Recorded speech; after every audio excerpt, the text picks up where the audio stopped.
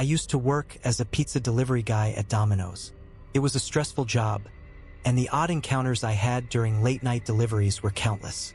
But there was one night, one delivery that still sends shivers down my spine. I can't tell if it was reality or a nightmare. That night, after finishing my last delivery, I was ready to head home. The shift had been long, and I was exhausted. Just as I grabbed my things, the phone on the counter rang. The guy who usually handled orders was out due to an emergency, so my boss barked at me from his office to answer it. Begrudgingly, I picked up the receiver. On the other end was a woman, her voice barely a whisper. I had to ask her to repeat herself multiple times.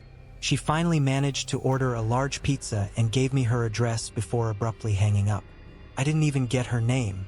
It was almost 11:30 p.m. when I set out for the delivery. Her house was far, tucked deep into a rural area surrounded by dense forest. The road was narrow and eerily quiet. No cars, no people, just the hum of my car engine and the crunch of gravel beneath the tires. As I drove, I spotted a young boy standing by the side of the road.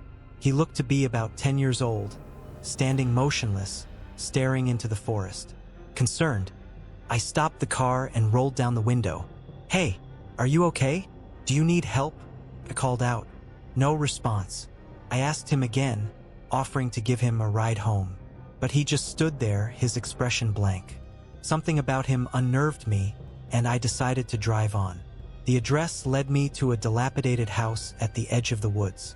It was the only house for miles, and it was completely dark except for a faint light that flickered on in an upstairs window as I parked.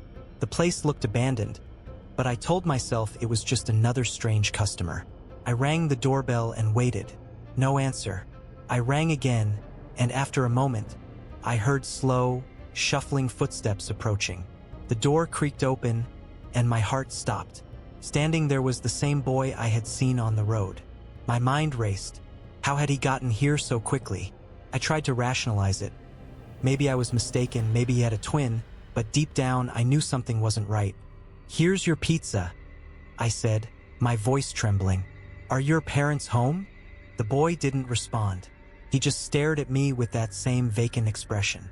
Then, from upstairs, I heard a woman scream, a blood-curdling wail that sent a jolt of terror through me. The scream was followed by a heavy thud, and the light in the upstairs window went out.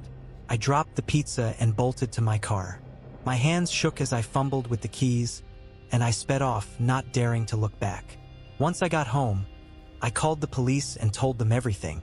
An hour later, they called me back. They said they found nothing. No woman, no boy, nothing. The house, they told me, had been abandoned for 2 years.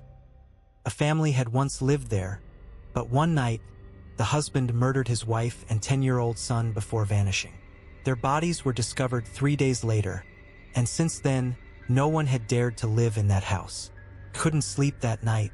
I couldn't shake the image of the boy at the door or the sound of that woman's scream. Were they ghosts trapped in some eternal loop? Or had I stumbled into something far darker? I'll never know, but I haven't delivered a single pizza since that night.